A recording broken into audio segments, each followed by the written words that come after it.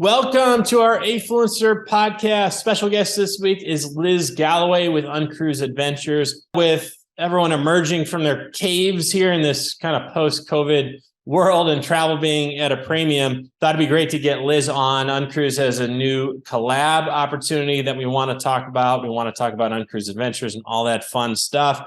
First, Liz, let's talk about your background. So welcome. And can you give us a little history on Liz Galloway, so yourself, and what led you to join up with UnCruise Adventures?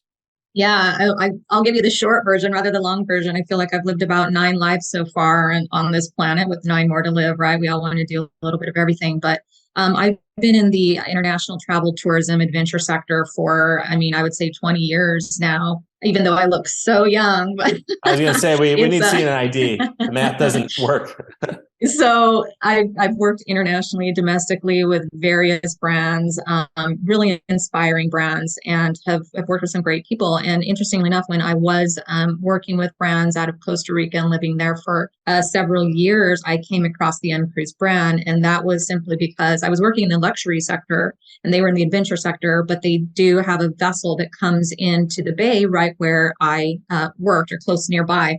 And so eventually it's a small town. You get to know some of the crew members as they would come onto shore for, changeover and things like that, and began to talk with them, and always was so fascinated, right? And they had all these adventures and these beautiful photos and this amazing stuff. And Costa Rica in itself is beautiful anyway. And so there's all kinds of destinations that UnCruise goes to. And so many years later, when I'd moved back to the States via Morocco, via Spain and all these other places, and I was thinking, I really need a career sabbatical. I truly, wholly believe that sabbaticals are not just for like right when you're out of high school or you need to backpack around, that adults and people throughout periods of their life really need to take career sabbaticals. They're super healthy. They do a lot. And I said, I really need a break from all the pressure and the big marketing stuff, and reached out to one of those contacts from years back from Costa Rica and UnCruise from the vessel and said, how would I go about, I just want to go crew on this ship for a couple of years. And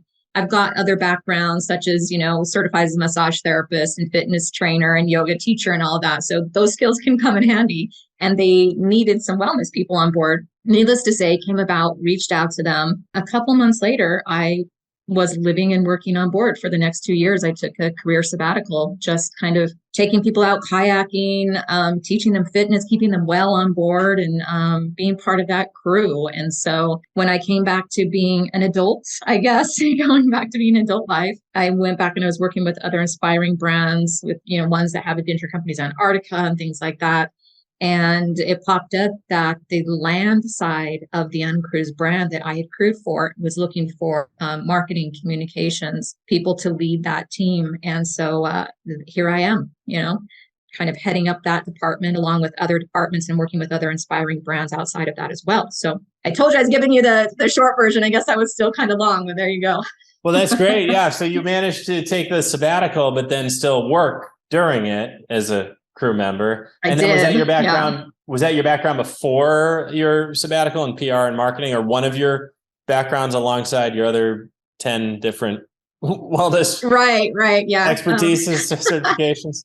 It was all of them. Yeah. I have always had those. I've had those certifications for many years, but yeah, my background really is in business, hospitality management, international tourism, marketing, public relations, those types of things as a specialty for sure. That's great. Where in Costa Rica were you living? In Manuel Antonio on the Pacific side. On the Pacific side, okay, and that's where the UnCruise was docked. Yes, they would come into Manuel Antonio National Park as one of their locations, because that's part of the ethos of the brand, is to really have those local experiences and those small footprint experiences. So national parks are a big part of that. Yeah, great.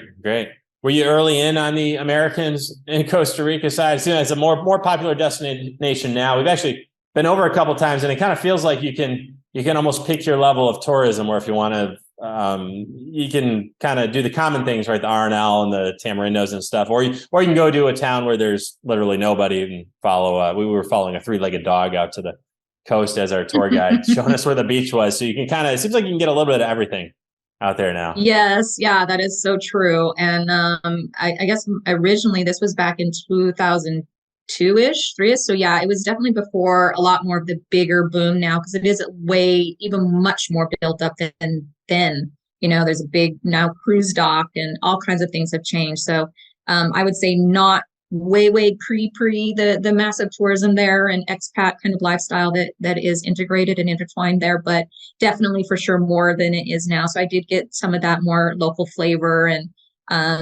really inundated into the community there. Yeah, that's awesome. New airport, that's a benefit over on the west side, right? You don't have to fly into San Jose every time now. You can go. Yeah, there's a lot that has changed. Yeah, very cool. So on the ship services, it seems like there's a lot of advantages to having the small size, being on a small size cruise ship versus the large, giant, the brand names we all know. What are those types of advantages? What did you enjoy working on the crew for a smaller type size ship? What did I enjoy about being part of the crew? What did you enjoy about the smaller cruise ship? Yeah, I mean, it's big enough to do what you want to do, have your space, be comfortable, but it's small enough to go in places where other ships can, obviously, have a smaller footprint, be more sustainable, and then you literally live on the boat. It's not about stopping into ports and shopping, those types of things. It's really you're launching all of your daily operations for the most part off the back of the boat, kayaking, snorkeling, zodiacs, skiffing, all types of things that you can do right from there. And so it's very integral with the natural elements around you. And you can kind of really feel that peace, whether it's from Alaska to, down in Baja or Costa Rica, where they also go. So that's one of the biggest parts of it is just kind of being in nature, feeling like you're a little bit more a part of nature rather than disrupting it or disturbing it. And they're very active kind of based. So you have daily activities. Of course, we have people that are more older, more senior level. And then we've got families, multi-generational families that come in, and kids. So there's a little bit of something for everyone on the activity level. So you can go really, really hard and do everything and just be super tired all day. You're always going to have a choice. Or you can take it a little bit more tranquil, hang out on the bow, do some wildlife watching, do some shore walks, stuff like that. So I think just the flexibility, the adaptability, and the sustainability of it are really great things that I enjoyed as part of the crew. And then also in promoting of the brand, they're just a great piece of storytelling and connection. Yeah, it sounds like it on the storytelling side. So how does that look from a marketing standpoint in terms of getting the word out? Obviously, there's only so many of yous waiting in the dock for that ship to come in, right? So to speak. How do you actually spread the word about UnCruise Adventures and get people to learn that this is even available and beyond just the big names that people may consider when they're booking a cruise? Yeah, it's interesting. There's kind of a two pieces to that. When the pandemic hit, is kind of interesting in the sense that was a really big learning kind of teaching opportunity to let people know that there are these other types of styles of travel that aren't these, massive cruise ships, thousands of people, or you have to always be in a crowd or a line. So there was a lot of educational elements that came out as a benefit to that in the storytelling because, hey, guess what? There are other ways to travel and options to travel. So that kind of became a storytelling piece naturally, and people sought that out more because it became more of a situation where people didn't want to be in these mass tourism spots and lines and crowds. So that's great. And we've had a lot of brand awareness expand upon that. But also we have a lot of just people who return repeatedly. So there's a lot of loyalty. There's just a lot of, I guess, fandom, if you will, of like, hey, you really need to hear about this, right? You really, need to find out there's these other things that you can do. And so that's part of it. But we kind of attack it in a omni-channel presence, if you will, like most brands would, right? And so you've got your elements where you're showing beautiful, inspiring travel of what we're really doing on board so people can get inundated there. We've got, fun commercials that put some of our humor and playfulness into it because that is part of the brand ethos as well. And then you've got your traditional marketing, right? From the riders and the press trips and the, press releases and digital ads and things like that. So everything is kind of looked at that way. But I think what tends to work the most is people talking about it themselves and having people, be inspired by it, finally do their bucket list on this type of adventure, or user generated content that people are creating for us and sharing for us and about us is always super helpful and great. And we don't necessarily ask them. People are just naturally doing that because it's so Instagrammable or postable, if you will, anything that you're doing with that brand. And then, of course, when working with collaborations like Afluencer and other people who we bring in specific campaigns where people are, again, working with us to showcase elements of that content, those work really great. Sounds like a very cool collab to be a part of. So your most recent one, can you tell us about that in terms of what the opportunity is for influencers and who specifically you're looking for? I guess I'm curious to hear whether, from your standpoint, you're looking to connect with people, travelers who are looking specifically for a cruise, or if that's not that, you're looking for this type of profile where, hey, we're looking for this type of adventure, and this UnCruise Adventures is a good way to do it. Maybe they didn't have a cruise in mind ahead of time, and then how that maps to the influencer, right, in terms of potentially reaching these people. Exactly. Yeah, it's a little bit of all of that. I guess I would say that we're not necessarily looking for people who are cruisers, because a lot of cruisers associate cruising with the big ships, and we're not that. So sometimes it transfers over, sometimes it doesn't. Sometimes we can convert those people and they become lifelong. I'm never going on a big ship again. This is amazing, type of thing. And then, we've got all kinds of people who have been looking for us and didn't even know we existed. So it's really about the brand awareness. I'm not specifically looking for someone who's got like a massive following, or it doesn't have to be that. It just has to be someone who's got engaged people. And we like to say with the particular UnCruise brand that we're more attached to adventure than we are to cruising. So that could be people who have an audience that are into adventure, they're into nature, they're into photography, they're into wildlife, they're into water sports, they're into activity. There's so many different things that can be played because the angles all work towards that, and they're all provided within that element on that 7 or 14 night experience. And so I think I kind of like to keep it open, and it's really nice to see when new influencers that maybe we haven't worked with before come on board and they've got a new element to take. And we like to also work with them in the sense of making it easy. Like if we cannot host them on board, which doesn't always happen because there's a very limited space for that type of thing, we like to work with them on having them create their own content, but we will provide them with files of photos, videos, all kinds of great things, and they can put their spin on it. They can put their, oh my God, have you heard about this? Or this is why I want to do this, or the top 10 reasons, or I want to take my family, or I'm a solo traveler and this is perfect for me. It doesn't really matter, but we want them to share their perspective with the content that's still inspiring around the brand. Yeah, it's a very cool opportunity for an influencer because they can kind of be aspirational in that respect. And from a logistics standpoint of sharing, sounds like you make it very easy for them, having resources available, but not necessarily mandatory to use, right? They have the creative control in terms of how they want to share, and they know how they can best connect with their audience. Is there a certain type of engagement rate that you're looking for when you do look at, let's say, someone who's into adventure, looks like their followers are onto adventure, so there's a good alignment there? What are sort of the steps you take to consider someone then to potentially partner with?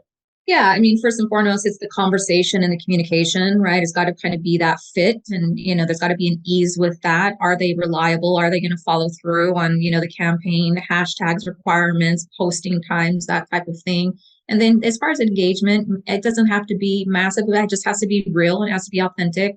2-3% could be fine. It just really depends on it's kind of a case by case basis. So we do look at and vet each one of those people if they're like a fit for the brand, because not everybody is. But that doesn't mean that we can't keep them on the list for consideration something down the line, or another brand or opportunity that I work with, because I do work with other brands.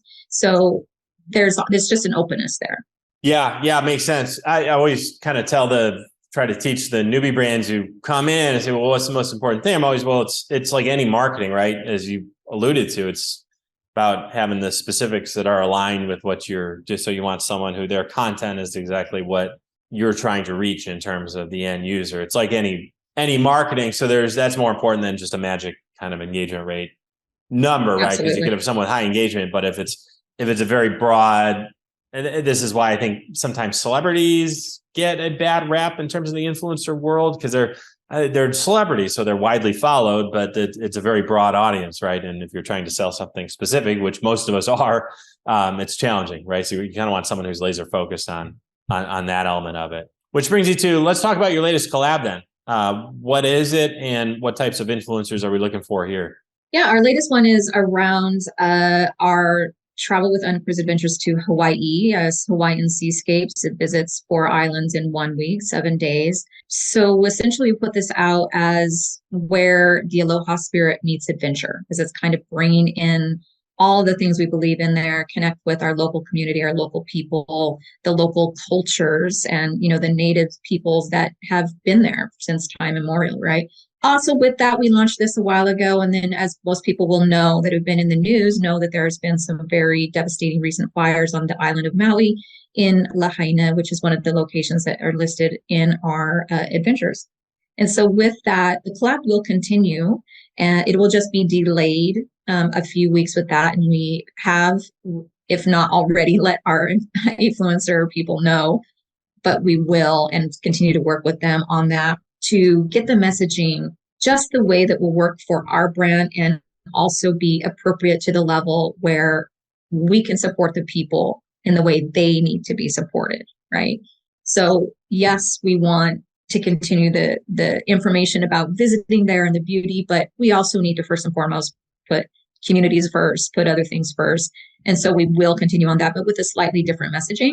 And we will attach that to also, promoting the charitable contributions to specific locations like Maui Strong, for example, and supporting those local people in the island of Maui, with anybody who gets any kind of booking with UnCruise or comes through that link or anything like that. So we want to be sensitive to that. So it will continue, but it's going to be slightly different. So. Got it. Yeah. Thanks for the update. And I was going to ask if Lahaina was a docking station. Yeah, it's very sad. Everything you see from there, and having been there, anyone who's been there, it's hard to picture. But thanks for the update. And that's great on the Maui Strong and helping out the local charities and such. So a lot of these paid mediums are, especially on the wellness side, because the competition, right? You don't want to compete with the big players. You want to be somewhere else. And that somewhere else tends to be that organic approach, right? Instead of buying ads on Facebook, have some user generated content or have someone tell your story. Is that what you find, that your money just goes farther from a marketing standpoint if you're doing stuff organically in the wellness arena, travel, yes. adventure? I mean, it's so variable, and I think it's very brand specific. And it is applicable to use some of the, pay to play or the paid ad types of things if it works for the strategy,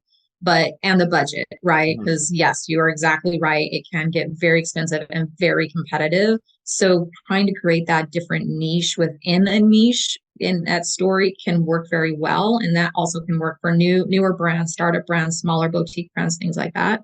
And so that does come in where you've got user-generated content, reshareable content, press stories, press trips, campaigns that work with influencers to get the message out, those types of things, because you're amplifying your same message with usually a smaller budget. It depends, but that can also put the jumping off point for other things to happen and more brand awareness to happen, where more people are then aware of the brand and coming in, and that opens up other things, right? Because then you can tell more stories. And if you can get earned content, for example, like you could pay for an ad in a magazine or an advertorial, or you could get an earned article written about you that you're not paying for, but maybe it was a press trip or some type of, trade that way, or maybe not even that. It was just simply that you pitched that story correctly and it fit, right? Because you're working that type of angle. So it is so variable, but I think it's really knowing the depth, the voice, and the tone of the brand and putting it out there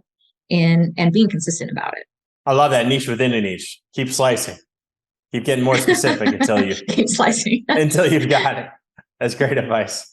Great. So for our influencers out there, we will put the link to UnCruise's brand profile and then your latest collab there, so we can opportunity to collab, support the people of Hawaii, Maui, and from the brand standpoint, Liz, give us the info as well. Not only how people can contact UnCruise and that collab. Yeah, absolutely.